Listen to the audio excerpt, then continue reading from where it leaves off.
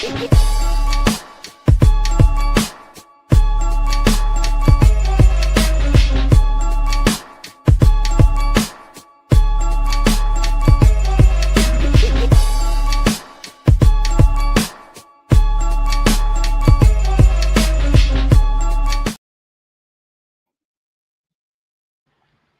back, everybody. I'm Jay. He's Maddie. It is Yankee and the Brit. It is Thursday night, and we have some point spread that went a little haywire on us.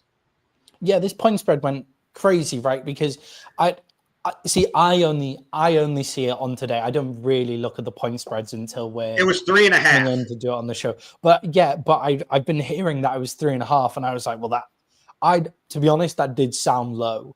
And it has jumped to 8.5 this evening. 8.5 points already on a divisional game between the Rams and the 49ers. And Jay, I don't think it's necessarily out of the question. Yeah, it's a lot to do with injuries, right? I mean, this is why that point spread tanked the way it did, if that's how you want to put it. But 5-point swing is astronomical. Yeah, almost unheard of, right? You don't even see that in basketball usually. You know what I mean? Yeah, and it's like even with quarterbacks going down, like big swings, considering the fact that we've been proved right, and we'll talk about it, maybe Brock Purdy wasn't a massive upgrade over Mac Jones. Brock Purdy wasn't a $45 million upgrade over Mac Jones. Like, that's just the truth. And it's something that we've been preaching. And so the point spread going that haywire because Brock Purdy's out of here is kind of unheard of. But Jay, we will get to Thursday Night Football first. We need to react to week 4, which was another crazy week. Lots of high scoring games. We even got a tie in Dallas as well. We'll be reacting to the Dallas Cowboys going up against the Green Bay Packers, the Philadelphia Eagles going up against the Tampa Bay Buccaneers, the Kansas City Chiefs versus Baltimore Ravens game. Jay, is it officially time for Baltimore to panic? Is a question you'll get asked by then. We'll then go over the Giants beating the Los Angeles Chargers, and we'll round that section of reaction off with Dillion Gabriel coming in for Joe Flacco for week 5. We'll then do our NFL week 4 MVP and rookie MVP before finishing week 4 with overreactions. And then we'll move to our Thursday Night Football and our London game predictions, finishing off, Jay, with our week 5 best bet. And it is a tour de force. It's 2 hours before kickoff on Thursday. And guys, stay with us for some good analysis before the game here tonight. Jay, let's start off in Dallas, where I was expecting to be able to go to bed, go to sleep. I was expecting for that game to be done, the Cowboys be out of it by halftime. But Jay, I wasn't able to go to sleep until 7 o'clock because the game went down to the final second, ending in a time. Jay, first, a reaction to a crazy night in Dallas. Okay, that was a waste of my fucking night because it ended in a tie.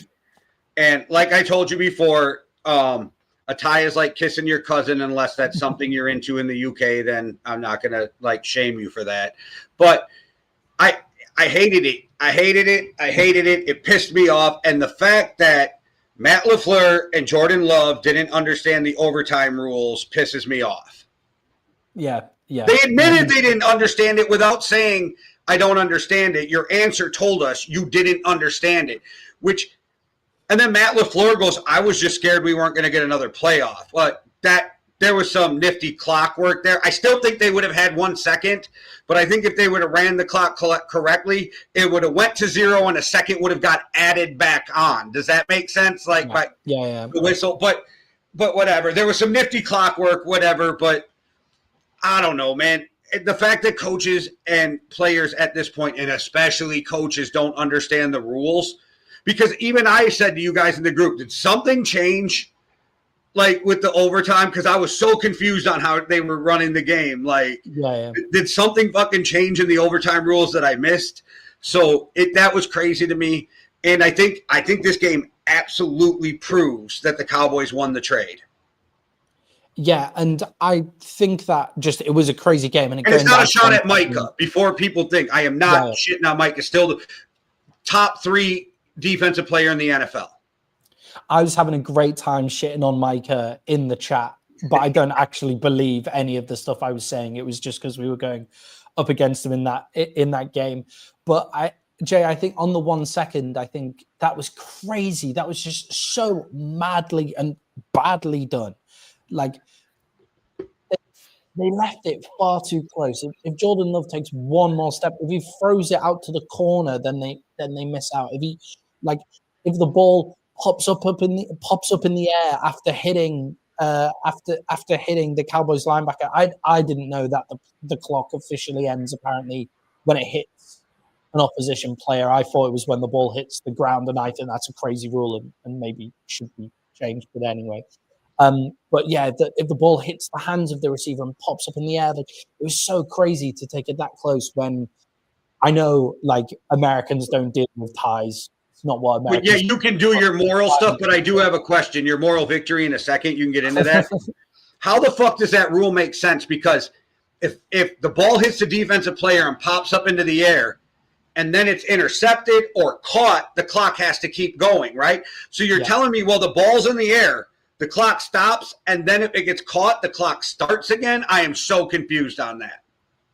Yeah, I think that's crazy. Like, I think that has to be a rule that has to change. And I mean, like, this is probably the first time it's happened, so I feel like they just go, okay, it's the first time it happened, and yeah, we now know that it's a problem, and we'll change it. And they probably won't even say anything. We'll just hear it down the line years from now when it happens. They'll be like, "Oh, they changed that rule 10 years ago." You know what I mean? And we'll just hear that. Yeah, like, we probably won't see it for another 10 years, and then we'll be like, "Oh, still on this show saying, oh yeah, we called for this change and we didn't even know it happened." But that's great. Like, that's thank goodness that happened.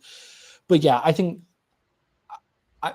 leaving it that close, I get going for the win. I understand going for the win, especially when you're the Packers in a game where you should have won. But going that close when you can just walk out of there with a tie, I think leaving it that close was crazy. Such poor clock management.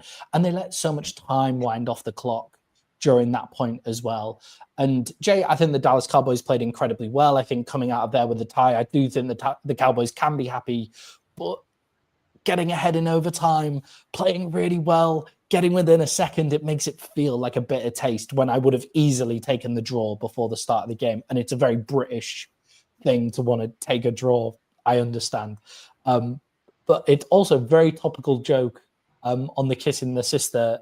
Everybody look up the NHS benefits of first cousin marriage scandal that's happening in the UK right now. But Jay, go off on, were the Cowboys right to trade Micah Parsons? You have always thought they were. Why did that game prove it? Yeah, if you weren't going to keep him all season, you were better off trading him, and you were better off trading him after the draft. We've had that discussion. People think that they should have done it before, but that's just because you're thinking draft picks. But if you go look at the talent in last year's draft, it was not a good draft to have extra draft picks. But anyway, so that wasn't a bad move if you're not going to pay him, right? And you're not going to ride out the season, franchise him, all that shit. And then the Cowboys, do we really think that they're Super Bowl contenders this year with Micah? Because the Packers were supposed to be Super Bowl contenders. And I'm not sure there's ever really been a team in history who was one defensive player away from winning a Super Bowl. I'm not sure that's really a thing. I know we say it, but I don't know if that's really true. And then Micah, as great as he is, didn't change the game, didn't disrupt it completely. I mean, he played decent, but I mean, he wasn't like 8 sacks, and tackles for loss and wrecking the backfield. Plus, I think the only reason you guys were in that game is because you were somewhat be able to stop the running game. Yeah, definitely. I think the Packers, if they had their choice, would have run the ball down our throats. And this is the first time in a long time, thanks to having a final anchor in the center of the defense with Kenny Clark there, that the Cowboys have actually been able to stop the bloody run, which then allows us to run the ball because we can actually have time on offense as well. And we look loads better when we run the ball as well. Micah Parsons and that Green Bay defensive front were going up against an injured Cowboys O-line. they put no pressure on Dak. They just hung 40 on them. And they hung 40 on them really in the third quarter. That wasn't a sack, by the way, even though they gave it to him. Yeah, this thing where they're saying like, oh, but Micah saved them the game in the end because Dak was going to run that in for a touchdown. One, I don't think Dak's making that for a touchdown. Two, most defensive linemen would have been there. Most good defensive linemen would have been there at that point in the play. And Micah's brilliant, and he's so even fast. If he did save the game, where was he the rest of the game? So it didn't get there. Yeah. And I'm not shitting on Micah. It's just Kenny Clark gets all this hate because he didn't play great last year. Was that maybe because he was on a shitty defense? Can we ever think of maybe that was the fucking problem too, was the defense? Mm-hmm. And then I think people are giving the Packers defense too much credit, and now Micah's going to eat the blunt of it because if they don't win, it's going to be Micah's fault. Look, and I think as well, Micah's playing hurt. Like I think we saw that Micah is playing hurt, and he had that weird band under his ass cheek. Did you see that rubber band? Yeah. Nobody's wearing that for swag, so there's something going on. And like he's having to take time out. He never took a playoff in Dallas. Like he never took a playoff. Like Micah is playing hurt right now. So there wasn't going to be a deal done with Micah and the Dallas Cowboys that would favor the Dallas Cowboys over a long period of time in terms of salary cap to a defensive end. That was never going to happen when you see how bad our defense was. And also this deal now allows us to, and we'll talk about George Pickens later in the show maybe, but allows us to keep George Pickens now. So George Pickens is on a 1-year deal in Dallas and is balling out. Now maybe we can afford to keep George Pickens because we're able to rebuild our defense with the draft picks that we've got from the Micah deal. We now have 4 first-round draft picks in the next 2 years thanks to the Micah deal, and I can't remember what the other deal was that gave us another first-rounder, but we have 4 first-round draft picks in the next 2 years as well. So I think it's more even. I think it's more even trade than you do because Micah's going to be great over a long period of time in Green Bay. Okay, but that's not the argument. Of that game. Yeah, on the basis of that game. Yeah. Okay, sorry, go on. Oh, no, I'm sorry I cut you off because there's a little lag. My bad. Go ahead, finish. Yeah, on the basis of that game, the Dallas Cowboys won that trade. And on the basis of so far this season, the Dallas Cowboys won that trade because our defense is bad no matter who's there. Like it doesn't matter like who's going to be there. And that's part of my argument is it's not that Micah's a bad player. He's amazing. It's a loss by the Packers because I think you've proven you don't have the quarterback to win this thing. Yeah. Without a great team around him. I'm not saying Jordan Love is shit, but Jordan Love is not elite.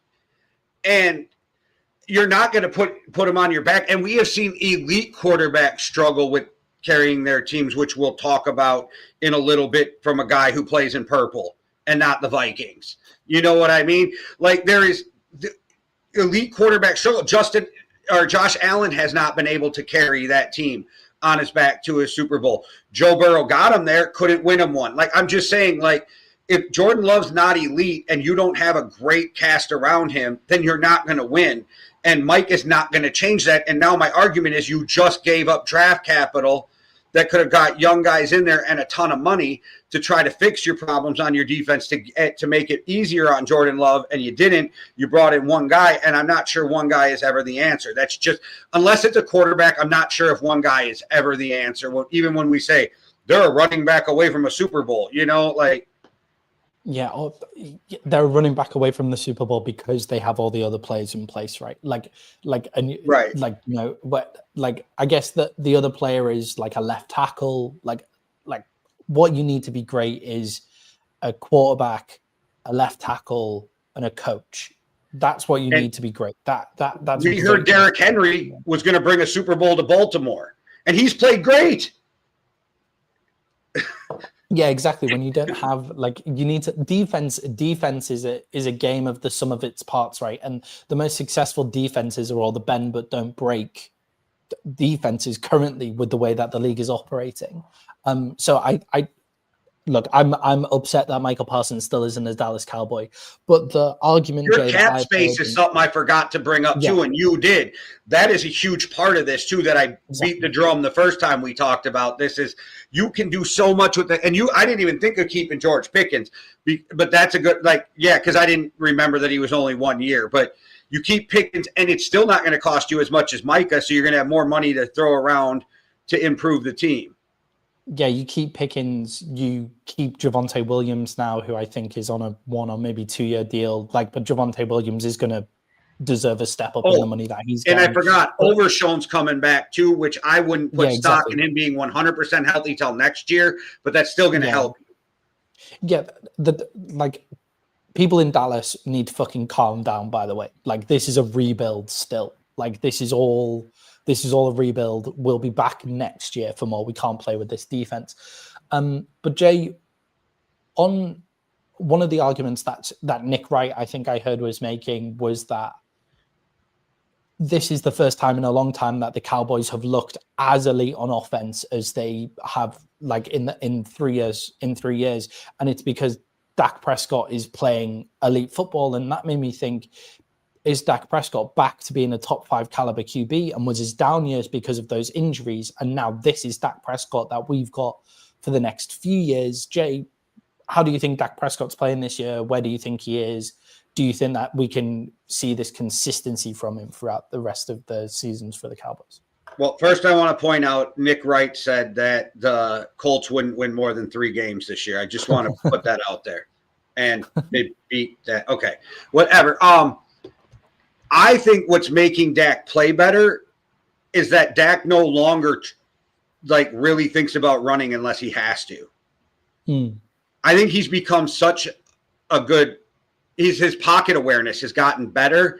And if you watch it, it's not in the same way because Dak's still more athletic, but he moves around the pocket like a Tom Brady now instead of trying to get out of the pocket like a Lamar Jackson, like what he did when he was young. Yeah. He'd go 1 read, 2 read, and then gone, right? Now you see Dak on his 4th read, and then the middle opens up, and he's like, all right, I'm going to run this up the middle and get the fuck down, or I'm going to run this out and get down. He's not thinking of running anymore unless it opens up in front of him, and I think that's what's made Dak a better quarterback. And you and I have talked about this before. There is this time in a quarterback's life where your athletic ability is still up here and your knowledge meets that, and then you have these really good years, and that's where Dak is. He's not too old, but he's old enough to understand the game of football completely. Yeah, and I think that people haven't really thought about those injuries that Dak Prescott went through. Dak Prescott went through 2 injuries. I think that's why he doesn't run anymore. Yeah, but that's why this season he looks so much better as well. His mobility, even though he's not running as much, he's physically not breaking out the pocket and making big plays with his legs, his actual mobility is much better. His actual mobility, we can save a bit of time. The offensive line doesn't have to the offensive line doesn't have to be perfect every single time on the block. It doesn't have to be the cleanest pocket of all time for Dak to be able to get the ball away. And I also think Schottenheimer, who I wasn't keen on his gameplay calling for the first 3 weeks because I think we should have been running the ball more, but I do think he should be credited for that because we have a run game. We have an offensive line that can run, and it means that the pass rush can't just come every single time at Dallas as well. So I think Dak Prescott is maybe up top 5, maybe pushing towards top 10, maybe pushing towards top 5 QB caliber currently. I made a deal with myself the other day. Well, not really a deal. I thought about it, and I was like, you can't really judge an NFL quarterback till week 8. Yeah. Well, you can judge them, but when you're literally in the year, these are the 5 best quarterbacks, right? I'm like, yeah. I think I need 8 games to really sit through. Did they beat bad teams? How did they play against good teams? And the way the record shuffles out. I like the way Dak's playing. He's definitely in the top 10 right now. People won't see it though because your defense has got issues. I'll just be nice about it, but the defense got issues. But can you finally admit that Schottenheimer is not the worst hire in NFL history? Yes. Yeah. I can finally admit that. I was very You upset. didn't say it as much as that. I'm putting words in your mouth, but yeah. Yeah. I remember being very upset at the time, but now do you know what, Jay? This is the best season I've ever seen from Jerry Jones. And it started off being the worst season from Jerry Jones. And if it was him doing any of these deals, don't know. But currently, this season, the reason that we don't have Micah is because of the previous seasons. But if we're just taking it on this season, he's currently made the right decisions as far as I can see at every point. And our defense is just horrific and was horrific last year, really. It's injured, it's banged up as well. And, but Jay, just the final thing, and we did kind of touch on it, but Jordan Love, is he the right guy to take the Packers to a Super Bowl? If you put the right pieces around him. I mean, I think that's the argument. And it's because he's not a top 5 quarterback, but he definitely can be a top 10 quarterback. And that is good enough to get to and win a Super Bowl if you have the right team around him. And I don't really think it's the offense. I think it's their defense, which everybody keeps talking about, like they're the fucking next coming of the 85 Bears. And I've been saying it for 2 years. Like, I don't see it. And like, sometimes I wonder, like, the way the media and Packer fans talk about it, I almost feel like, what am I fucking missing? And then I watch the games and I'm like, I don't think I'm wrong. Yeah. And the Cowboys just hung 40 on them, considering but without CeeDee Lamb. Yeah, without CeeDee Lamb and without half of the offensive line. That's it's important. Now, the Packers also didn't have half of their offensive line either. Yeah, but that doesn't mean that has nothing to do with the Packers defense, right? That's the argument. It's got nothing to do with the Packers defense. Yeah, I think that Jordan Love, in terms of taking them to the Super Bowl, I think his game management is off. I think he makes some risky things. He does some risky things that he doesn't need to do sometimes. I think he has plenty of talent. And as you say, right pieces, he'll be fine. But I think his game management is slightly off and slightly. Do you think part of that is to help him? Do you think part of that is he doesn't trust his defense, so he feels like he has to do too much? Yeah, maybe, but I always think that you just manage. If I don't trust my defense, I'm doing everything I can to keep them off the field for as long as possible. Is the way that I get what you're saying, but I think I'd be the opposite. And like, I don't trust my defense, so I got to go score. So like that's score. Yeah, maybe. Jay, a great game. It turned out to be in Philadelphia, with the Philadelphia Eagles going up against the Tampa Bay Buccaneers. I think it was actually in Tampa, but that's okay. But it turned out to be a great game, a serious game of two halves where the Eagles strung one good half together. But Jay, let's talk about that. Why can't the Philadelphia Eagles string a whole game together currently? That is the most Cowboy question ever. They just keep winning, and everybody's like, they didn't play a good enough game. They won, but they didn't win by enough. They didn't win the way I think they should win. So it's always something with the Eagles. Those fuckers cannot win for shit. And I kind of hate the Eagles because they beat the Vikings at home in the NFC Championship game where the Vikings could have had a home Super Bowl. I'm still kind of bitter. But you all motherfuckers make me sound like an Eagles fan. That's what I resent. Like, I'm still kind of bitter, and I always have to defend Sirianni and the Eagles. They always do enough to win, and it's never good enough. I guess that's where I get confused. And it's not just you. I hear it from the whole world. Yeah, no, I'm amazed that personally, I'm amazed at the amount of hate that the Eagles get for this game. They went up against a really good team, dominated them to start, and then the good team woke up again. And it's important to remember that the Buccaneers were playing with loads of backups. The backups seem to wake up. Tristan Wirfs, who's come back in, seemed to get healthy and wake up and remember how to play offensive line again. Baker switch the fuck back on, and people don't respect him though. In the second half. Yeah, players do, but fans don't. It is weird. Yeah, and it's just that the Bucs got better in the second half, and Philly do what every team do, and we talk about it all the time and how much we hate this, but Philly did what every team do, where it's you play passive defense to make sure that they don't score too quickly, which just ends up letting good teams back in the game, and I do think there's some panic buttons for the Eagles there. I do think there's some comparison to the 2023 Eagles where, they won loads of games, but they played badly and eventually ended up falling off and getting kicked out in the first round of the playoffs against these Buccaneers. Some parallels to the Steelers that went 11-0 and then got kicked out of the first game, to Baker Mayfield as well, as a Cleveland Brown. I think there's some parallels to that. But there's also parallels to last year's Philadelphia Eagles, who played shit and won the Super Bowl, and also the Kansas City Chiefs, who played shit and won the Super Bowl. I personally think the Philadelphia Eagles went into the second half of that game almost like it was a training session. Like, I think they went in and they tried some different things and it didn't come off, and they were playing against a good team. So I think, Jay, I agree with you. We should stop the narrative that the Philadelphia Eagles are shit because they can't string a whole game together. They're stringing wins together right now.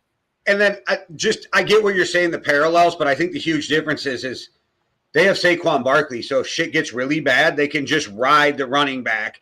And you guys can say, people are like, he's starting slow and whatever. Okay, first of all, 3 yards to carry, yeah.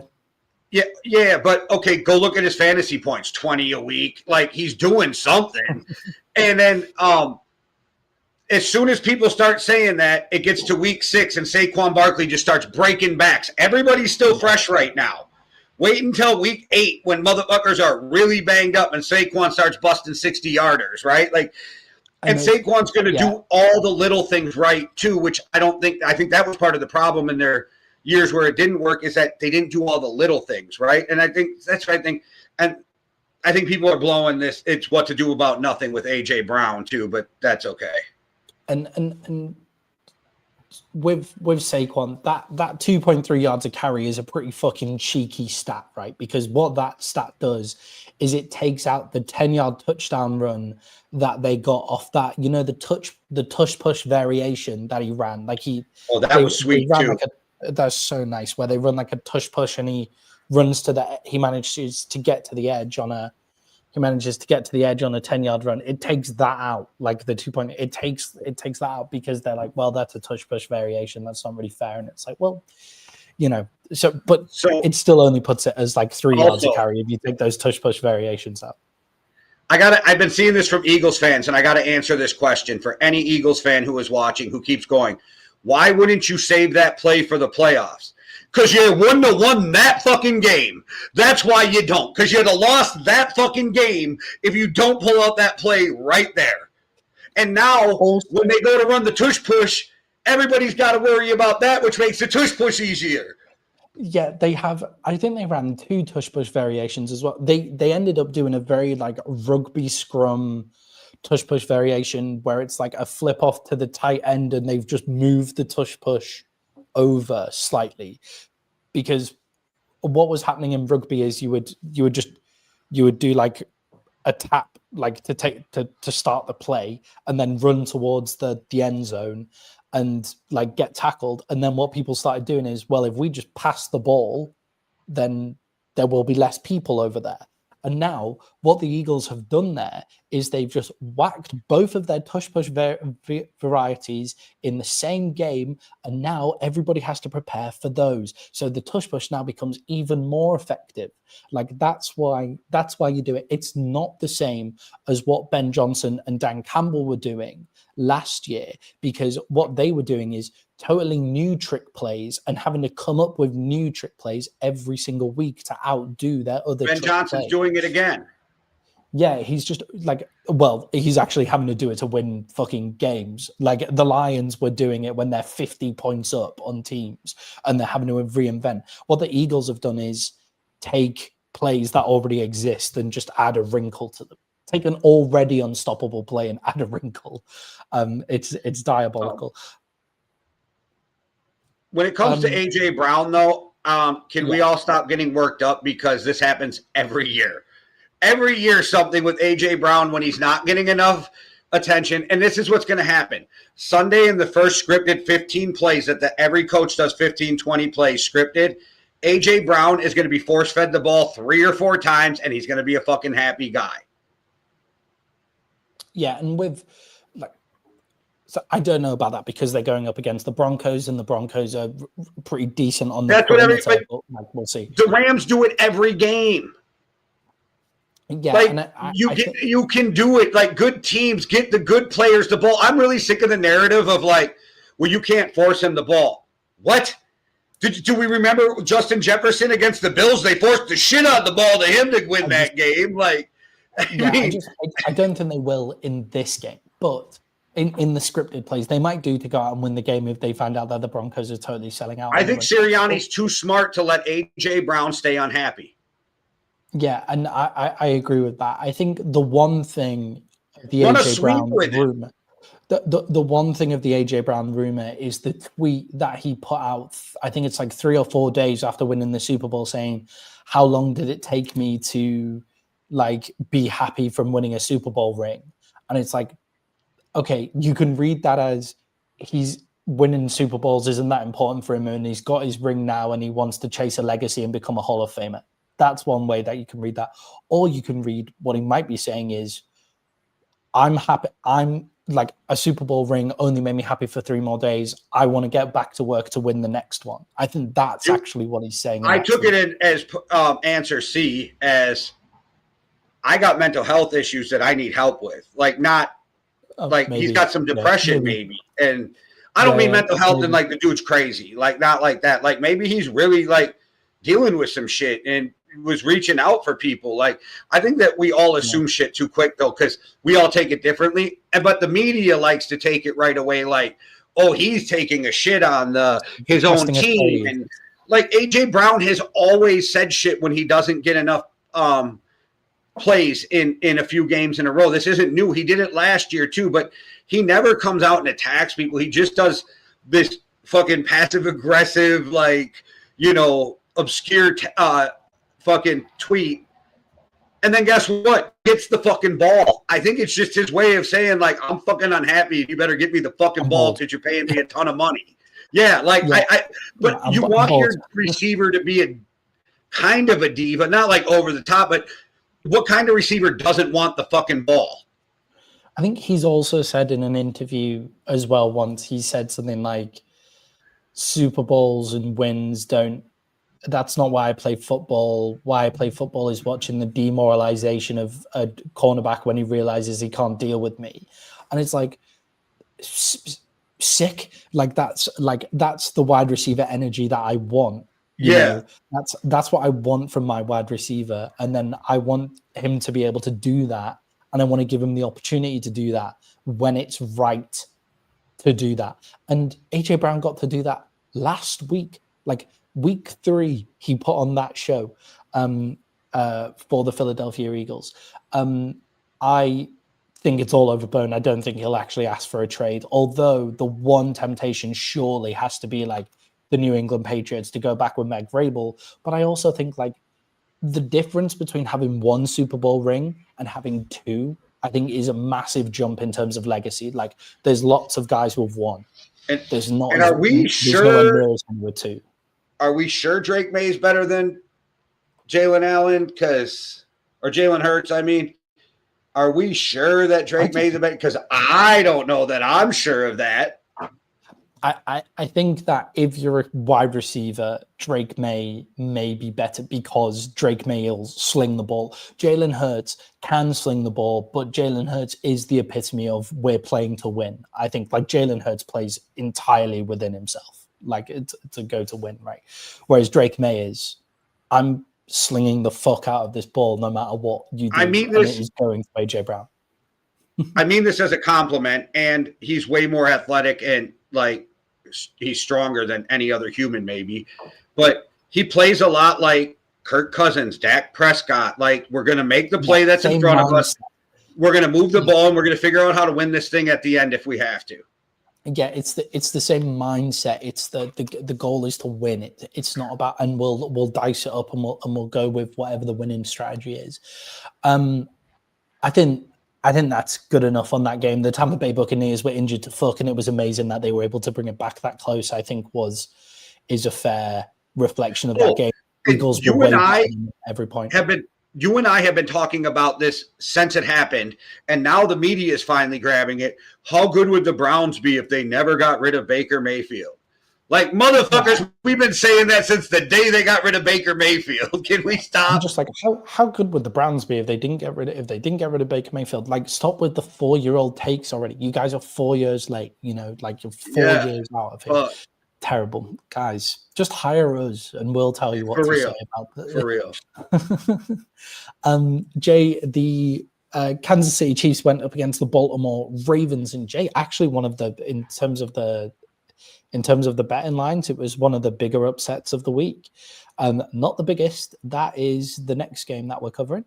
But Jay, the Kansas City Chiefs have beat the Baltimore Ravens. Jay, are the Chiefs now Super Bowl favorites for the AFC?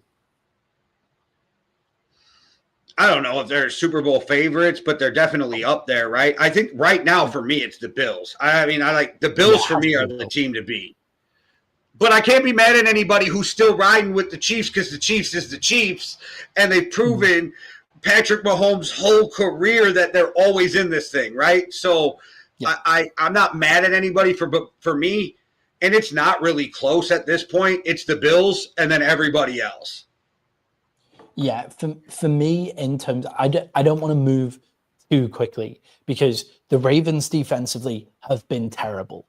But what I do want to say is the Kansas City Chiefs clearly just needed some speed on the offensive side of the ball. Xavier Worthy has come back and it opened up their entire offense. And just a bit more juice, a bit more speed. Rashee Rice comes in 2 more weeks time as well. And it just completely opened up their offense for them. And Kareem Hunt looks amazing. Like Isaiah Pacheco's taking a step back and Kareem Hunt is taking a step up. Not aged at all. But Isaiah Pacheco's step back and Kareem Hunt is stepping up. Like if you have speed on the outside, Travis Kelce can sit down in the zone. If you have speed on the outside, Patrick Mahomes can throw to who's seemingly one of the red zone favorites in Tyler Thornton. You know, like it opens up everything once you have speed. We've been talking about the Arizona Cardinals a lot with the Marvin Harrison Jr. problem. If they had speed on the other side, Marvin Harrison Jr. would get far more like opening coverage probably because he'd have some zones to sit down in because they have to go in zone because of the speed, but they don't have that. So I do think the Chiefs have taken a step forward by having Xavier Worthy back and Rashee Rice is coming back, but I don't think we need to go too far over the edge and just cancel out everything else that we've seen from the Chiefs so far this year. They are still 2-2. So I think it was Acho, but I can't remember. I read a quote on Instagram or a little story on Instagram.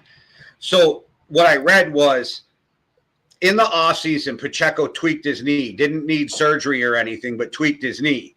And their belief is he's still not 100% from that knee injury. But because it's not a real injury, they don't have to report it. It's just like it's not feeling right type shit. You know what I mean? So it's not breaking the rules.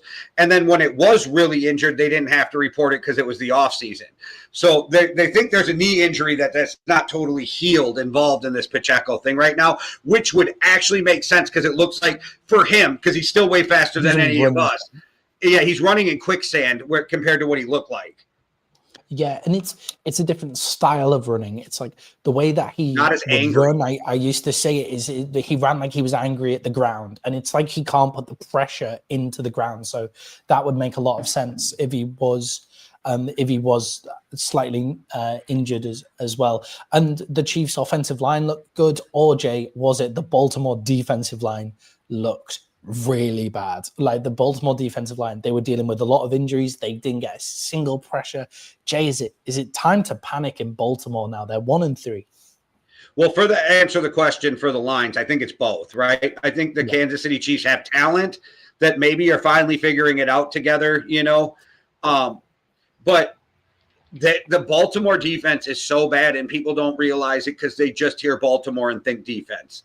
Like the average fan, I don't think realizes how bad they're playing right now in Baltimore. And you think they're missing Patrick Queen at all? I'm just wondering if you think they're missing Patrick Queen at all, because it's like, what are we doing? Yeah, the linebacker room looked like there's so much space over the middle there, and there's so much space to just run up the middle and very little gap pressure as well. I was so surprised by that move. I was so gutted when he didn't come to the Cowboys. I was like genuinely a broken man because it was broken by a few people that Patrick Queen was a Dallas Cowboy, and I was like, and then he ended up at the Steelers, and now he's shouting at his fellow linebackers in Pittsburgh. Well, yeah, but then he doesn't play the whole last fucking quarter because something, right? Yeah. And then they looked even worse. Like, I'm just like, are they missing him? Because it's like the only bright spot for a minute. And then he doesn't play the whole last quarter, and you're like, oh, this is even more disgusting. Yeah, the Ravens are shocking on the defensive side of the ball. And this idea that their defensive line is horrendous and has been bad for a while. Like, they don't get this mad amount of pressure, and I understand that it's injured, but their biggest problem is the cornerback room. Everybody said last season, like, oh, moving Kyle Hamilton back into whichever safety position it was the move that saved the Ravens season and stuff. And it's like, I'm sorry, but if you're needing to move safeties around because your cornerbacks are so shit, and then you don't go out and get cornerbacks, then you're probably not going to be a Super Bowl defense. They went and got Jair Alexander. Like, the more I think about it is maybe Queen wasn't in because Lamar was out and that game was already lost. Maybe that's why they pulled him. But I was watching it. It was like disgusting. And how many times do you look at that team and go, if he didn't make that fucking tackle, that dude's gone. And that's a scary place to be on defense too, because you do have Hamilton making open field tackles. Like, these guys are gone if he doesn't make it, or Queen grabbing an ankle as somebody goes by. You know what I mean? And it's like the defense might be actually worse than it plays, if that makes sense, because they're always like out of place, it seems like. Yeah, because they've got Roquan Smith at linebacker, and because they've got Kyle Hamilton at safety, it saves them more than any other team, because Kyle Hamilton is so ridiculously elite. Kyle Hamilton is like one of the biggest upgrades in, like, one of the maddest guys I've ever seen at safety in terms of changing a game. So they are lucky to have him. But Jay, the other side of this coin is like Lamar Jackson. Lamar Jackson loses to the Chiefs again.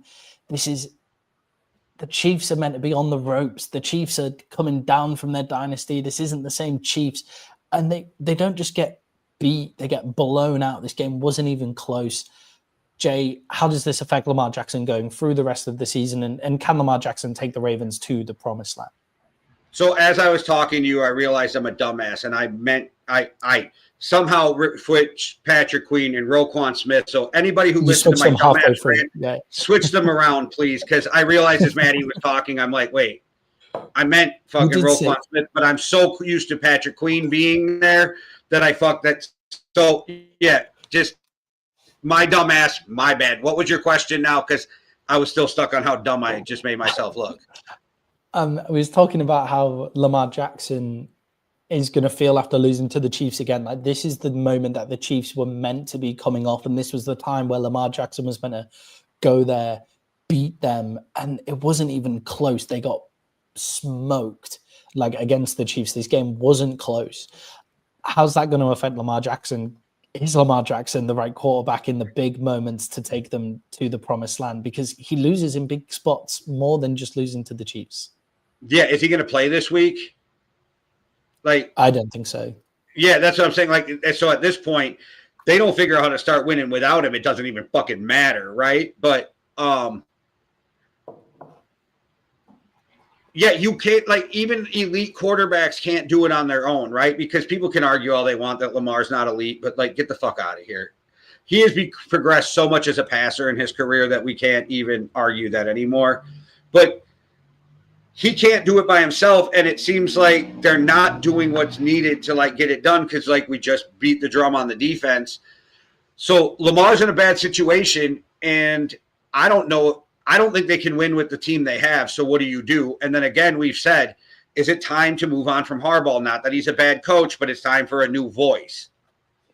Yeah, that's why I was going to go with it, Jay. I was going to say Lamar Jackson is elite, and look, there may be a mental block, but if your coach isn't putting you in the right position, if you've got a mental block against a certain team or in the big moments, and they know that, but you've got all this elite talent, that is maybe up to the coaching staff to pick you up at that point, like to pick you up in those games. And it's clear to me that Harbaugh's voice is getting lost in Baltimore, and I would seriously move on from Harbaugh. And I think it becomes impossible for them not to move on by Harbaugh. I think maybe the Ravens back office are maybe saying, do you know what?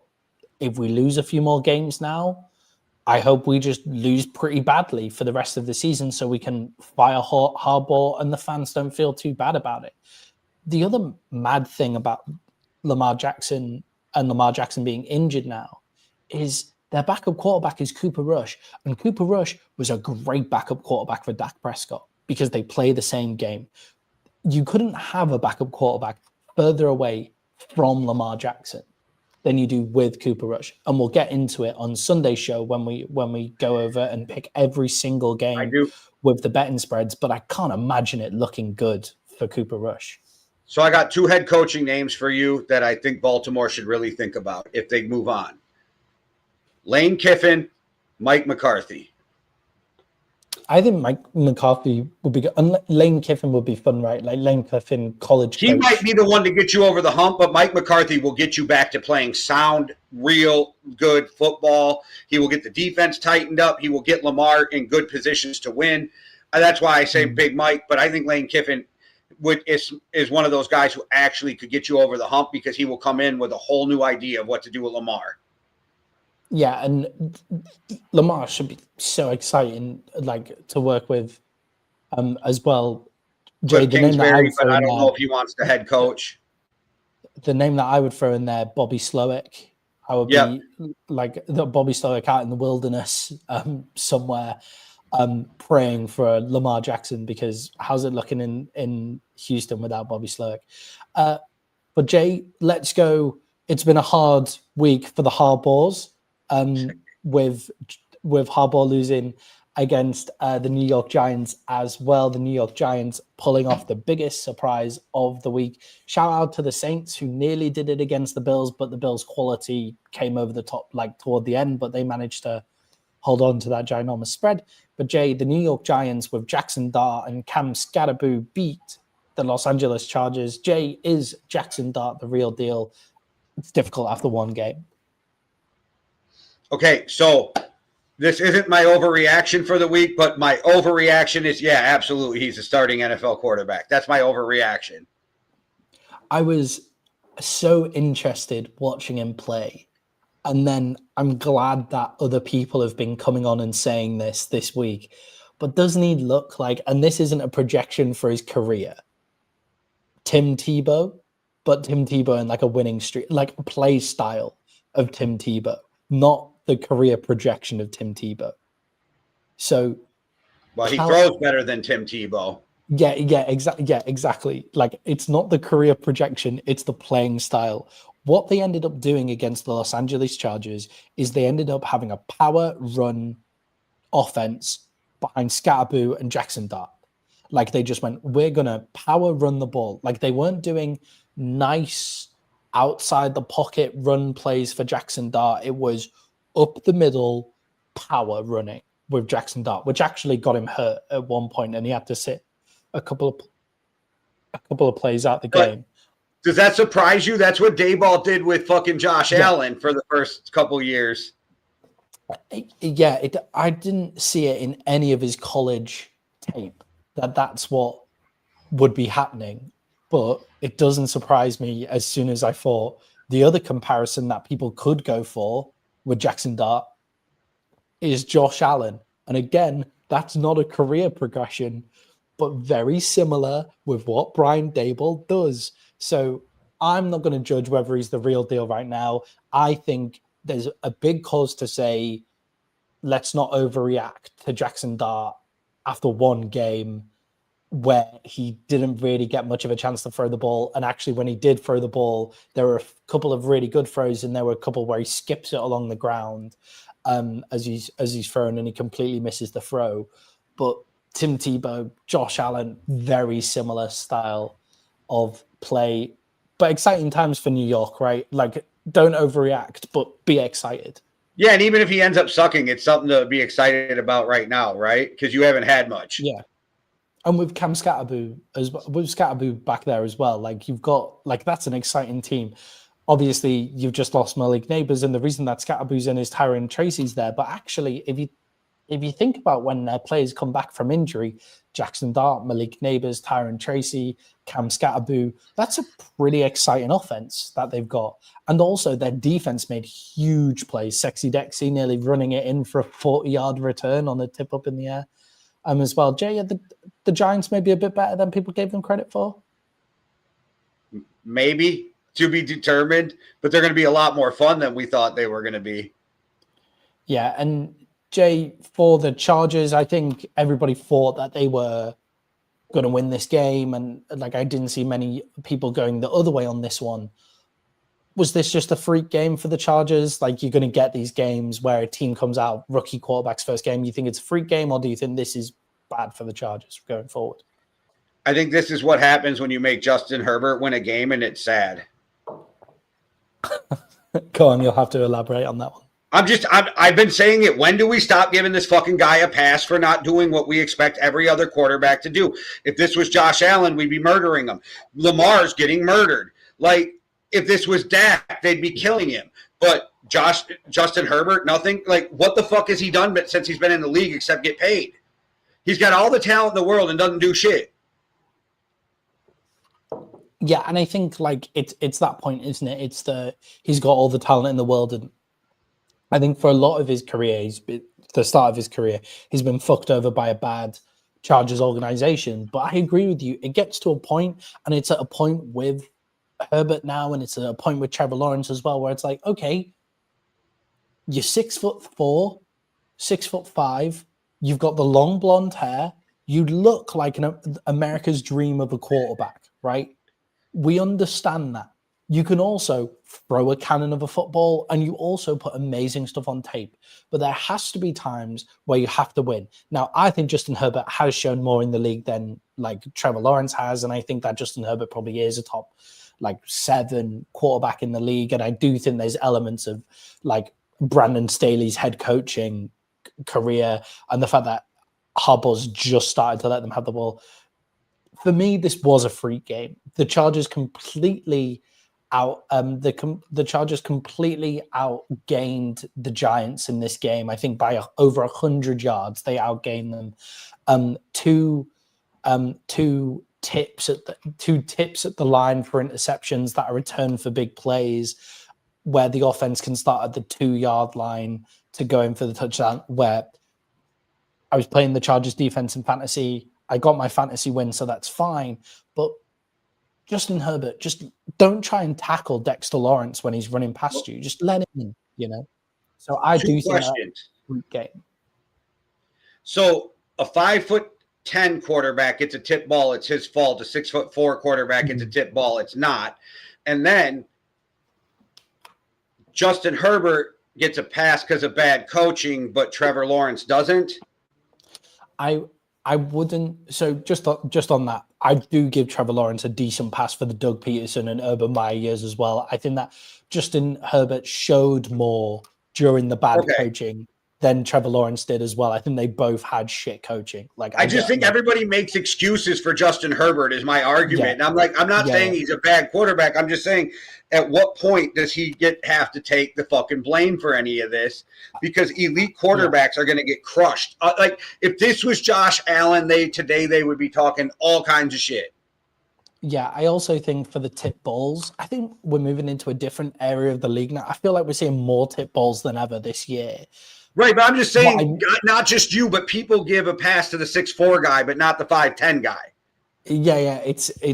We all know we're going to move on to Dillion Gabriel in a sec. Dillion Gabriel is 5'11". They say, dude, he's 5'10" if he's lucky, but yes, they say Baker's 6'1" and he's 6 foot. So yeah, and it's like we all know if he gets tipped at the line trying to throw to a tight end over the middle, we're going to hear about his height immediately. Justin Herbert has thrown 2 tipped interceptions in his last game. But I do think it's freak. What I meant by that was it is Justin Herbert's fault getting tipped at the line. It is freak that it's tipped up in the air and then returned for an interception that goes down at the 3-yard line. I'm not even necessarily saying it's Herbert's fault. I'm just saying he gets a double standard. That's my argument in this, is that he gets a pass for shit other people don't for some reason. Yeah, I don't think that the Chargers should be too worried because of it was a really weird game. No, but I don't think they should be worried either. I just wonder when we hold him accountable. Yeah. That's it.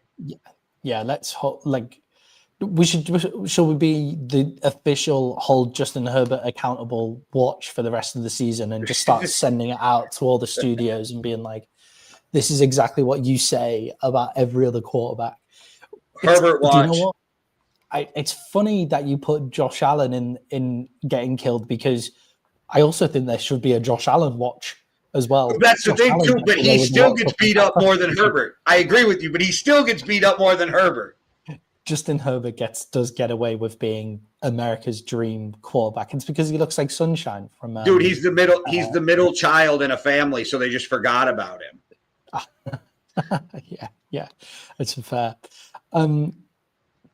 Jay, we just mentioned him. The final part of this reaction before we go into our Week 4 awards, GMJ, and our Week 4 overreactions is Joe Flacco had a terrible game at the weekend, and he has been benched for Dillion Gabriel. Jay, were the Browns kind of forced to bench Joe Flacco for this next game? It's a mistake.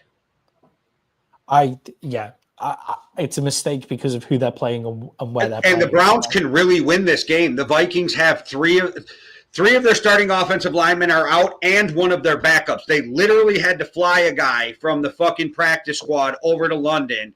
They the whole offense. The only guys on the offensive line are Darisaw and Will Fries, and none of them, the whole 5, have never played together yet this year as the starters. That offensive line is so bad going against a great defensive line. They could win this game with Joe Flacco a lot easier, I think, than they could with Dillion Gabriel, but I don't know. Okay, I don't understand the switch right here. Just before we move on from the offensive line, I just want to go back to the Chargers. It is a worry for them. Joe Alt went out, so they're missing Joe Alt and Rashawn Slater now. Like, that is a big thing going into their season. Forgot to mention that. But yes, I agree with you. Why the game where you're flying to London, so you're already having a break in the normal practice sessions, the normal way that a season works, all of that kind of stuff. We're going to talk about this in a second, you're then going up against Brian Flores against rookie quarterbacks equals absolute carnage. Like, that's what you're going into. The Vikings have also been in the British Isles for 2 weeks, so they're set. They're totally fine. And Jay, that brings me on to my next question. I was saying last, like when we were watching the games there last week, they can't continue to play Joe Flacco. They have to make this change soon. I just thought they would make the change after. Like, I thought they would make the change after coming back to London, because you get the bye week as well. You and I have talked about this, but let's be real. It's because I think, honestly, they want to make Dillion Gabriel fail so they can move on to Shedeur without looking like fucking dummies in the first place for skipping over their 3rd-round draft pick. Yeah, look, we were talking about not being conspiracy theorists before the podcast, but in this one, Jay, I think this is a conspiracy that'll prove to be right. In the preseason, Shedeur Sanders looked way better than Dillion Gabriel, with Dillion Gabriel playing with the 1st string, and Shedeur Sanders played with the 3rd string.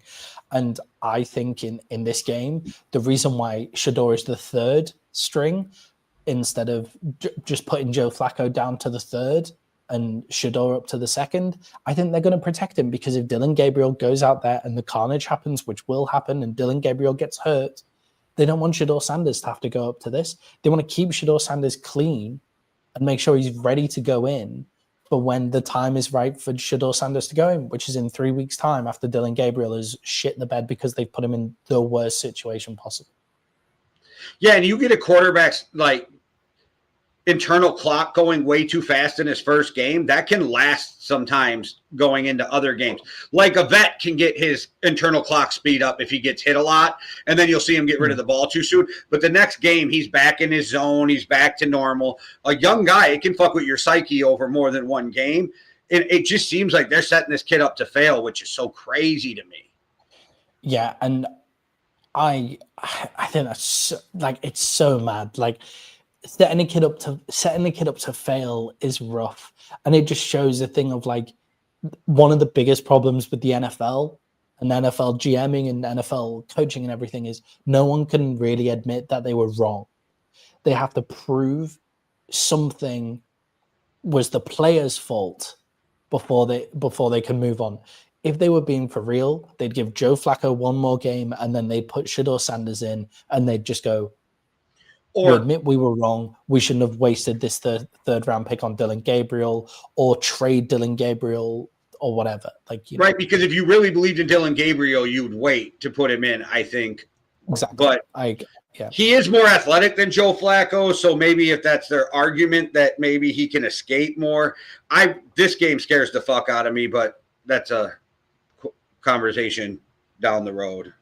Yeah, I mean, I was saying before last week that putting Jackson Dart in this spot to go up against that Chargers defense was stupid. So I'm sure I'll be proved to be wrong again. It's just you got more with this one, like you said. You had to travel over to London. It's not a normal week. It's a strange move.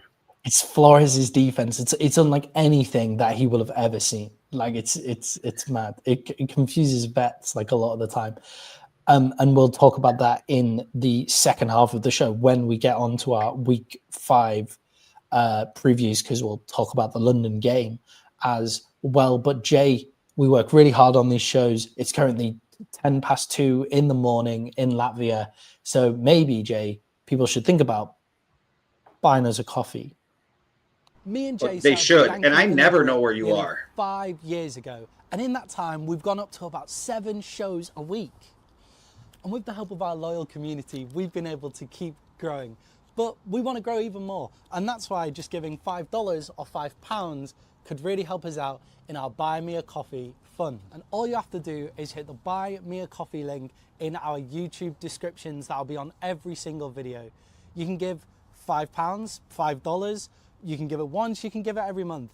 And what that does is it allows us to grow and even buy ourselves a coffee every once in a while.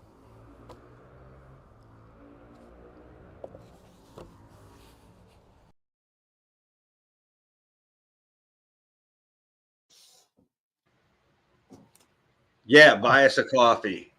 Buy us a coffee. The link is in the description of this video. Please do help us out. And thank you to everybody who has helped us out previously. I never know where the fuck you are, mister. I'm in Latvia right now. Like, I never know where you are. I think it's good to just assume I'm in Latvia at the moment. Do you know who Carmen Sandiego is? Is that a British thing too? No, I don't know who that is. There used to be a show called Where in the World is Carmen Sandiego? And it was like a detective game, and you had to figure out where Carmen was. Yeah, you remind me of Carmen now. Like, where the fuck is Maddie? Yeah, I know. I was doing a trade deal with the Canadian in our fantasy thing yesterday, and he was like, "What do you mean it's midnight?" I was like, "I'm in Latvia." He was like, "The fuck are you doing there?" I live there, dude. I live there. Well, this is actually where I live most of the time. But yeah, Jay, let's move on now to our week 4 MVP, where we go through our best player of the week and our best rookie performance of the week. Jay, who's your week 4 rookie MVP? Jackson Dart. Yeah, I think a fair coming in, winning the game at quarterback, right? And I don't think he played the best game, but he's my MVP because of the way he handled himself as a rookie. Guys, because I don't know you guys, you know I'm a little different. Last year I gave it to Spencer Rattler for taking a great ass whipping. Yeah, and I think with Jackson Dart, it's a massive organization. No matter how bad the Giants are, they're a huge organization. And I think, to me, he looked the part. Like, he had the swagger. He carried himself really, really well. And I'm sick of the NFC East having decent quarterback play. I miss the years where we had all terrible quarterback play, and Dak Prescott was maybe the best in the division. But Jay, for me, is a running back who had his breakout game. Ashton Genty came out, and even in a loss, he had 21 carries for 138 yards and a touchdown against the Bears. He finally had his breakout game. We saw Ashton Genty. Yeah, it was exciting to see him play. I'm glad they're finally going to start using him, because that was the whole question, is like, are you ever going to use him? I do think it's funny, though, that Josh had to eat it in our fantasy combo, because he's like, oh, you didn't start DK Metcalf? I'm like, you didn't start Ashton Genty? Like, Yeah, his running back room is terrifying, by the way, now, because of the way some of them are playing. I think he's got Genty at the flex, and then I can't remember who his other two are. Oh, it's Amari Hampton is another one. The rookie from the Browns who's escaping me right now is in his running back room. Quinn and Judkins as well. He just went 3 rookies, which fucking respect, man. Going through rookie running backs, like, fair play. Beat the shit out of me. Yeah, I mean, that was like even in a loss, Amari Hampton was in my maybe I'll give it to Amari Hampton as well. But Jay, who is your MVP of the week? Your true most valuable player of the week? I'm going to throw it to an old head who had to travel overseas. I'm going to give it to Aaron Rodgers, because I thought he played a great game against Brian Flores' defense. And as much as I hated watching that game, he looked like he was having a lot of fun, and I felt happy for Rodgers to be back having fun in the NFL. His teammates seemed to like him, and they rallied around him. And so I give the old guy the MVP for handling it the way he did overseas. Yeah, and they showed the way to go up against that Flores defense, right? Like, they had a perfect game plan of Aaron Rodgers averaged 2 seconds a throw. Like, he 2 seconds a throw, you can't do anything. There's nothing you can do. And if you can be accurate at 2 seconds a throw and someone can be open at 2 seconds a throw, you deserve to move the ball down the field, right? And look, there was a big breakout from DK Metcalf. There was a few game management weird mistakes, like going for it on the 4th down and taking the ball out of his own hands, because it was Aaron Rodgers who wanted to go for it to score the touchdown on 4th down and decided to run the ball on 4 and 3 instead of taking the ball out of his own hands. But overall, great game from Aaron Rodgers. Jay, I get the argument where he was like, a field goal only puts us up 6, so it's still only 1 score. I get that argument, and a touchdown beats him either way. I get it, but I didn't agree with that move. But like I said, it was in the scheme of just football. It was cool to see Aaron Rodgers out there having a fucking blast, and he wasn't in green and gold, even though it was at the expense of the Vikings. So, yeah, I think he just put up a really great game. Jay, I've gone for Dallas Cowboy. I've gone for George Pickens, who's stepped up and has been stepping up since CeeDee Lamb went down. 8 receptions, 134 yards, and 2 touchdowns. He was the standout player in the 40-point and putting up 40 points. And every time the Cowboys needed a big play, the ball went to him, and he made the play. Yeah, the dude's got hands, and he can play. I think nobody's ever argued that. It's does he become a head case? But he seems like he's in a good spot. So we'll see if that happens, because he's not Antonio Brown or anything, but it's still like, wow, the Pittsburgh Steelers have a way of picking guys and have some issues, right? But I love the way he played, especially that there was no CeeDee Lamb to even take pressure off of him. He was the number 1 guy, and he still figured out how to get open. And he's not one of those guys who's going to get open by 30 yards. You just throw it to him and he'll catch it. Yeah, and it reminds me of Des Bryant. Watching it, I was like, oh, that's Des Bryant.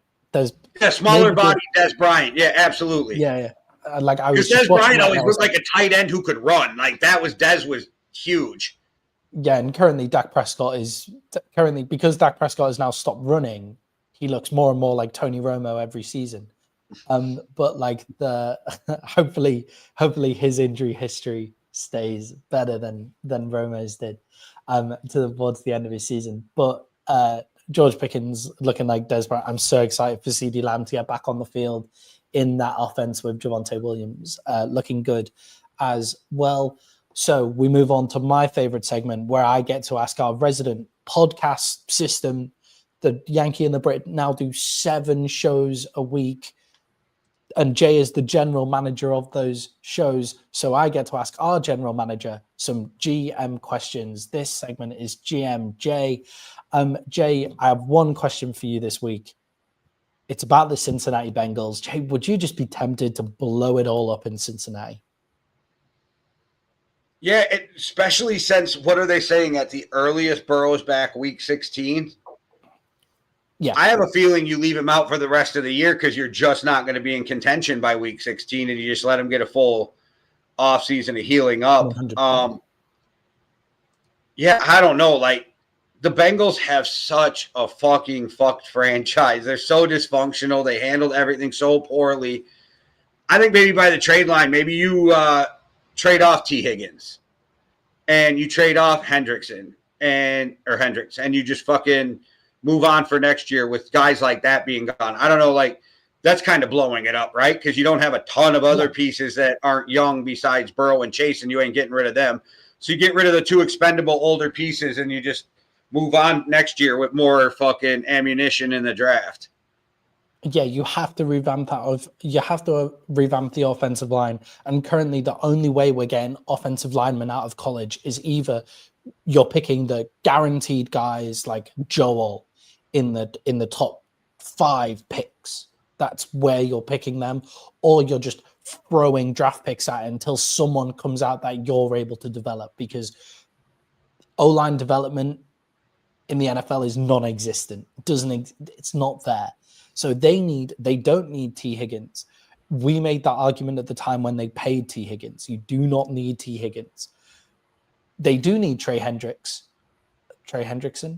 Yeah, they need Hendrickson. They need him. That's a position that they need. They don't need him as much as they need an offensive line. And they're not going to pay him. Yeah, and they seemingly refusing to pay him. So I would trade them both by the trade deadline, sit Bo out for the season, offered Chase to sit some games as well to make sure that he doesn't get hurt. Like, if they have to go up to MetLife, make sure. Yeah, but a guy like him wants the Hall of Fame, so he ain't never sitting down. Yeah. Well, I mean, it's not going to get many yards with their current offensive system. But I don't know. Justin Jefferson had over a fucking 1,000 yards or like 1,500 yards with 4 different quarterbacks, and 3 of them were not good. Yeah, the Bengals. The other issue here, the Bengals are so fundamentally bad. Like, the fundamentals of their team are horrendous and have been for a long time now. Time for a new coach too. Chase, T. Higgins has been going over the top. Yeah, I agree. I think got to blow it all up. And Jay, that how moves about on. You get an adult in there? That's another place Mike McCarthy could go and turn that thing around. Yeah, because you need an adult. There's certain places you need an adult in the room, and that's one of them. And Mike McCarthy, no matter what people think about, he always has solid teams, and he always creates a real good football culture. Yeah, definitely. And I think, like, he knows what being a GM is as well. Like, he can do the GM from head coach too. Like, there are some guys that are just head coaches that coach football teams. Like Brian Flores, if he ever gets a head coaching job again, which I don't think he will, but Brian Flores, head coach, like in Miami, he was just, I am the head coach of this football team. I am not the manager of this football team. Or like, I don't know, Schottenheimer actually in Dallas gives that vibe, which actually I imagine is one of the reasons why Jerry's so happy with him, is he's just there to coach the team, you manage the team. Coach Clapp, yes, brilliant. As well, Coach Clapp too. Like, there's those guys in Cincinnati. I think you need a manager of the team, like yes. As well. I think you need a manager of the team too. So yeah, I agree with you on that one. Jay, we now move on to our final bit of week 4 reaction before moving on to week 5. This is the NFL week 4 overreactions from the Yankee and the Brit. Jay, what is your one overreaction of this week, from this week? So I was going to cry about the Vikings being the worst offensive line in football, but I'm literally going to – and because it's overreaction, everybody, Jordan Love is not the quarterback for the Green Bay Packers. I don't dislike that. I don't dislike that one. Because there's a little bit of truth to it, but it is an overreaction, right? So, yeah. I like the honorable mention to the Vikings offensive line troubles. I feel like that's very underreported in what went on in Dublin. Yeah. Anyway, Jay, my overreaction is the Miami Dolphins should sell everybody. And the owner should sell the team. Yeah, owner sell the team. Tua gone, Waddle gone.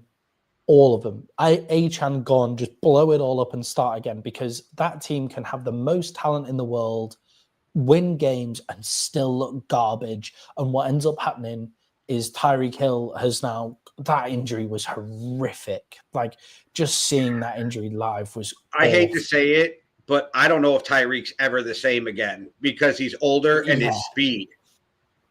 That's career ending. What happened to it? And he's going through so much, and he's gone through so much in the past few years. I really think that could be it for Tyreek Hill. But just Miami, just sell everyone. And I know they won the game, and I know you were taking the piss out of me for saying this, but in that game that they played, the Jets were better than them. The Jets lost that game. Miami didn't win it. There's nobody in the league the Jets are better than, but okay. Like, there's literally not a team the Jets are better than. In that game, the Jets were better than the Dolphins. Did they win? The Dolphins would just blow everything. No, because obviously I understand that. I understand that. But, like, the Dolphins just blow it all up, but just get rid of it. I agree with everything except for the Jets were the better team, because I don't think the Jets are better than anybody in the league. And I am so sick to my – and he put up a decent amount of fantasy points every week, but when the fuck did Breece Hall start running slower than me? Yeah. I'm gutted that I got rid of Watch him. He's in slow motion. I'm like, what the fuck is going on? I stashed so many running backs that would be – and now they have no choice to play him because Allen fumbled and then gets injured. Yeah. Which helps me in fantasy, but like the Giants are fucked. I mean, the Jets are fucked. Yeah. The Jets are a weird fantasy goldmine though, because Justin Fields will put up fantasy points even if he plays like shit. Well, yeah, because he runs the fuck out the ball, and he's probably running for a touchdown because he's so fucking fast. That play that he made for his touchdown was exactly why I keep on falling in love in my toxic relationship with Justin Fields. You have a toxic relationship with all Bears quarterbacks and former Bears quarterbacks. I'm not in that with Caleb Williams, although I did see some Josh Allen comps for Caleb Williams and didn't disagree with them. Like early Josh Allen, not current Josh Allen. We'll talk about it on Sunday. Jay, we now move on to week 5, and we are not far out now from week 5 kicking off with the Los Angeles Rams, who are 8.5-point favorites over the San Francisco 49ers. And Jay, the 49ers need to fire their entire medical staff. That's not a question. That is a statement that I want you to react to. Okay, I think you're mistaking their strength and conditioning staff with their medical staff, but I agree with you. It's not the medical staff's problem that they keep getting injured. They just keep fixing them, right? It's the strength and conditioning. But there is something in the water in fucking San Francisco. Well, they're not even in San Francisco, but whatever. There's something in the water up there that's fucking Santa Clara that's fucking people up because they just stay injured. And granted, I know it has a lot to do with that they're an old team, but even when they weren't an old team, we had these same issues. So I don't know if somebody really has a real explanation that they believe is true, drop it in the comments. Cause like, I'm literally baffled by the injury status of, and it's not because like I could sit here and like, oh, the Vikings offensive line so injured. Yeah, it's a one-year thing. Like, this isn't an ongoing thing, right? Where San Francisco, it's every fucking year, everybody's injured. Yeah, and with San Francisco, we said it last year. We said it at the start of last year. I said it when I was picking stuff this year. I was like, I don't trust them to stay healthy. So that's why I can't do. I mean, Matty gave them like 5 wins this year, so yeah, I think I put them at the bottom of their division because they just went like they just won't stay healthy, and it's looking better. It's looking better every day because a new person goes out every single time they play. But Jay, it's not even that. The thing is, it's not even that old players. Like Ricky Pearsall is out tonight, Joanne Jennings is out tonight, and Brock Purdy is out tonight. And it is both the health and conditioning and the medical staff. Brock Purdy shouldn't have played on Sunday. Brock Purdy shouldn't have been cleared by any medical staff. He shouldn't have even gone to the health and conditioning coach. Clearly his toe was affecting him. I'm going to give him the fact that his toe was affecting him. He looked like shit. Like when he was playing that Jags team. I have no idea how the Jags team are 3-1. By the way, like the vibes off, and the 49ers just lost to them because of the injured players that they've got continuing to have to play. Yeah, but you get cleared as long as it cannot be made worse, right? Yeah. So that's the thing. And of course, Brock Purdy's going to try to play. I mean, nobody wants to try to sit out and maybe fucking get Wally pipped. You get Wally pipped though and lose your job, like Mac Jones comes in, let's say, and wins you 4 fucking games or something, and then they're like, "Hey, we can pay Mac Jones $12 million next year." You know what I mean? Like, you don't want that shit to happen. And the 49ers did do that contract so they can get out of it pretty easily. So maybe Brock Purdy's like, "Fuck it, I gotta play." But I still think 8.5's a lot. I do, because the 49ers are going to figure out how to keep it close. That's even if they don't win, I feel like they're going to figure out how to keep it close. So I'm going with the 49ers to lose, but to cover the spread. Yeah, like we said at the top of the show, Jay, a 5-point swing for a quarterback going down is a big swing. A 5-point swing for the quarterback going down when it's the downgrade from Brock Purdy to Mac Jones, when neither of them would have any wide receivers anyway. It's not like it's not like if Brock Purdy was playing without any wide receivers, it would be much different, because Purdy is a weapon in terms of accuracy and throwing. Well, he's got no one to throw to, so that it shouldn't be that big of a downgrade. So it does make a big difference, and they've got Christian McCaffrey. There, who looked surprisingly, when Christian McCaffrey is the most healthy guy on your team, that is a bad place for you to be. But Jay, can Christian McCaffrey put the team on his shoulders and keep it close? So I think he'll have a decent game, but in all fairness, I did bet for him to have under 21 fantasy points. Yeah. Yeah, and then I also did bet Puka Nacua to have under 96 receiving yards. Oh, you think that this is the whole defense? Well, under 96, like that's still a lot. I'm banking on Devontae Adams having a bigger game because they're going to focus on Nacua. That's what I'm banking on. But I don't think Christian McCaffrey will have a bad game. But for them to win this game, I mean, he's got to be superhuman. Yeah, and obviously, or the Rams have to shoot themselves in the foot. Yeah, Tutu Atwell also got a big play last week and is getting included more and more in the offense as well. So maybe takes away from Puka Nacua on that one. But yeah, Christian McCaffrey up against this Rams defensive line with the 49ers offensive line. That'll be an amazing way if they manage to win the game. And Jay, there's massive problems on the other side of the ball. Since Nick Bosa has gone out, can the 49ers actually do anything against the Rams? They got 1 pressure against the Jags last week. One pressure. I think Saleh is going to go straight, like, we're going to blitz, we're going to get pressure, we're going to come from everywhere. I think they'll do a lot more disguise, make you think they're blitzing when they're not. They're going to put fucking more pressure on Stafford to try to get him his internal clock, like we were talking earlier, going. But I just think the Rams have too much weapons up and down the board. But I do trust the coaching staff of the San Francisco 49ers to keep it closer than 8.5. Yeah, and I And think that might be a game garbage time touchdown in the fourth quarter that keeps it closer than 8.5. Yeah, 8.5 is a pretty big spread, but I think they're so overmatched and Matthew Stafford Maddie. against the blitz. I'm taking the Rams in this one at 8.5. There you go. On this one as well.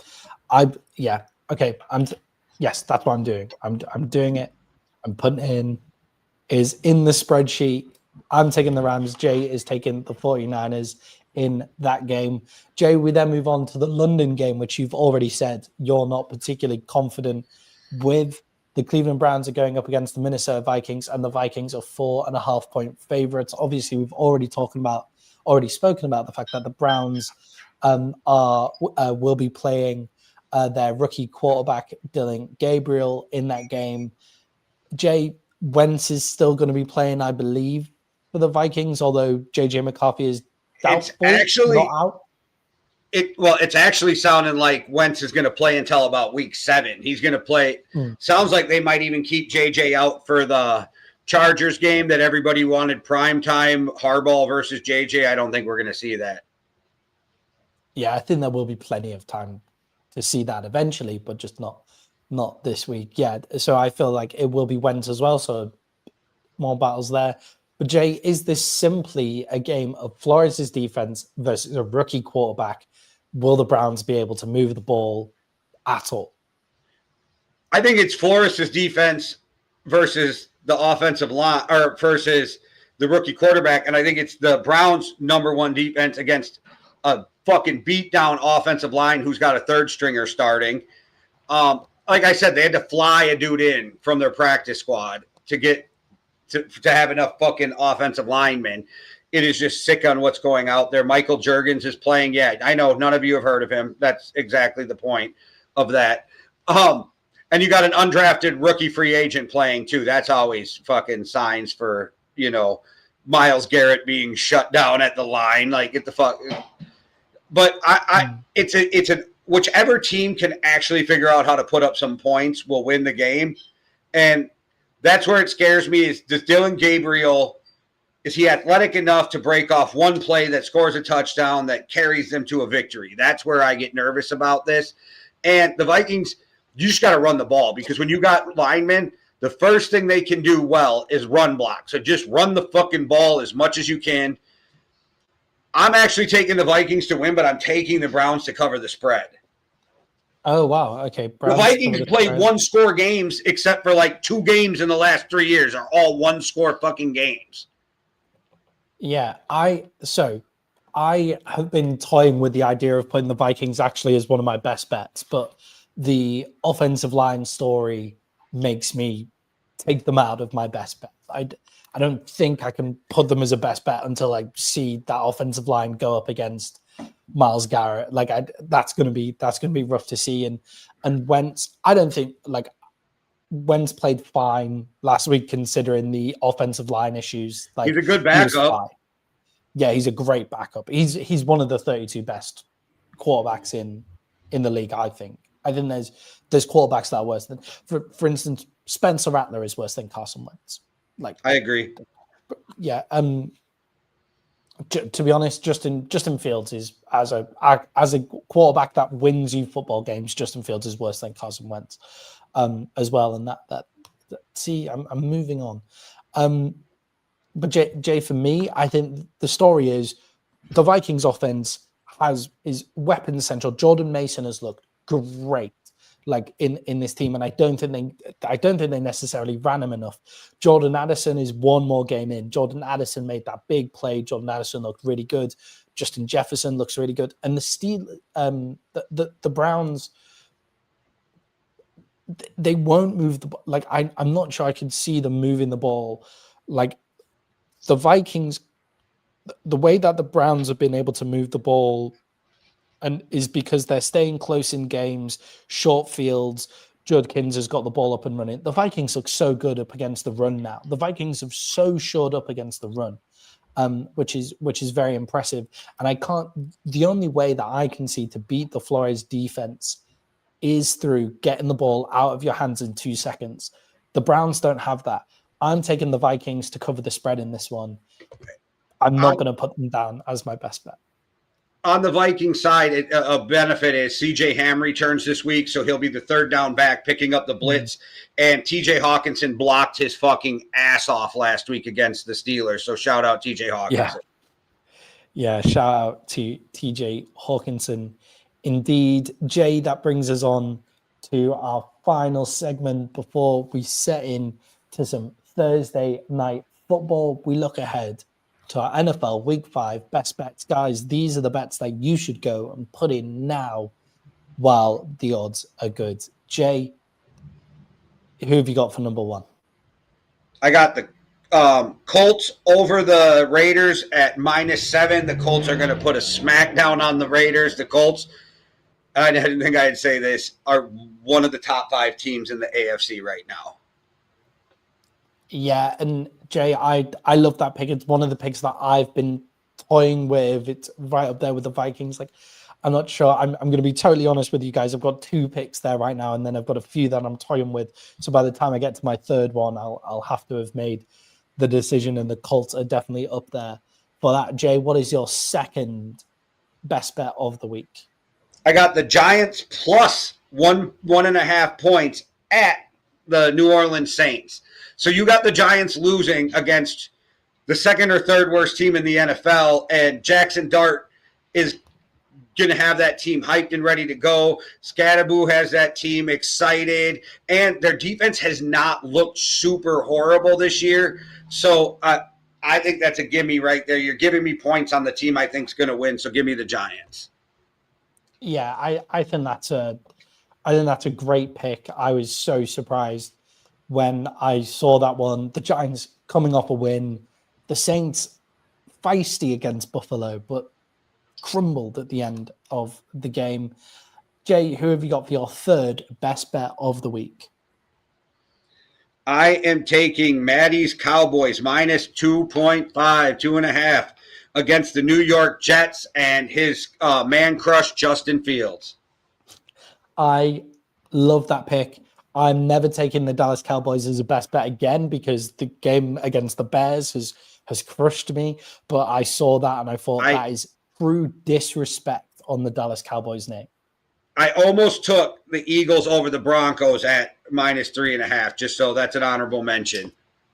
There's ones that I quite like, but I can't go for the best. And the Eagles are definitely up there with that one. If the money somehow brings that down to 3, I'd take it. Push of a field goal win.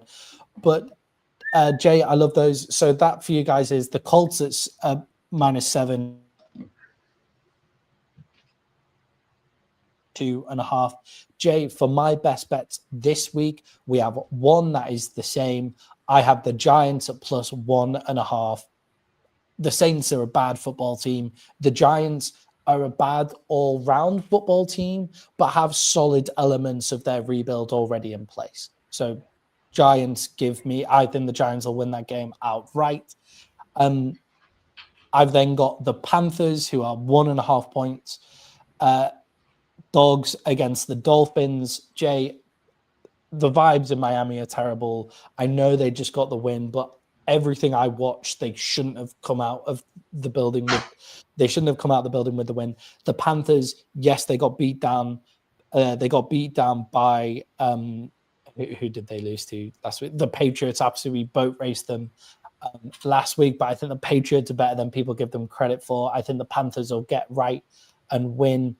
So if you're giving me 1.5 there, then I'll take it. And Jay, my final best. Well, I want to say, Maddie, the reason I didn't do that is because Achane against that defense scares me.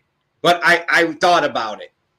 Yeah, I think the one problem that I have with that is that the reason that the Panthers killed the Falcons and lost against the Patriots is because Drake May can throw over the middle. And the middle of that Panthers defense is horrific. Like, the linebacker room is the worst in the league. The middle of that defense in Carolina is terrible. Tua doesn't throw over the middle, can't read it, doesn't see over the middle of the line. So I don't think that Tua will be able to exploit them at that point. So that's where I think that there. And Jay, my final game is also bad vibes in Florida entirely. Give me the Chiefs at -3.5 against the Jacksonville Jaguars. The Jacksonville Jaguars might be one of the most fraudulent 3-1 teams I've ever seen in the league. Are you serious?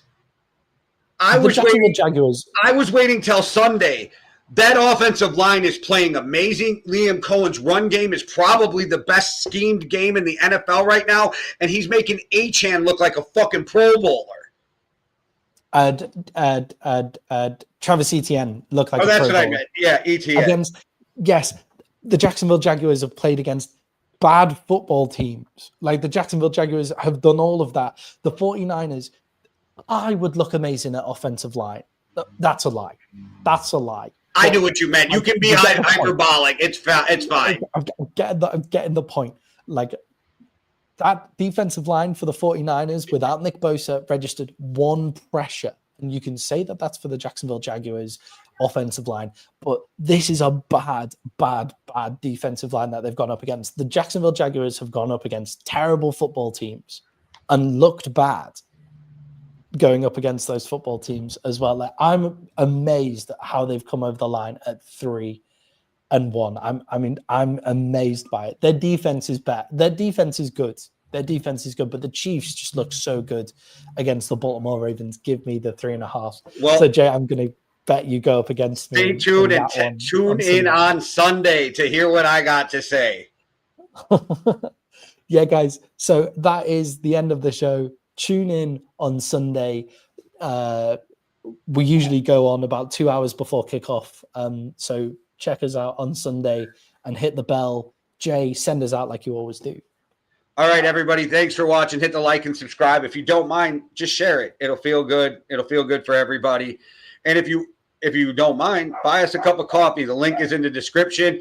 We have 7 shows on the channel, so just hit the notification so you don't miss any of them. And thanks for watching. One world, one love. Deuces. Cheerio.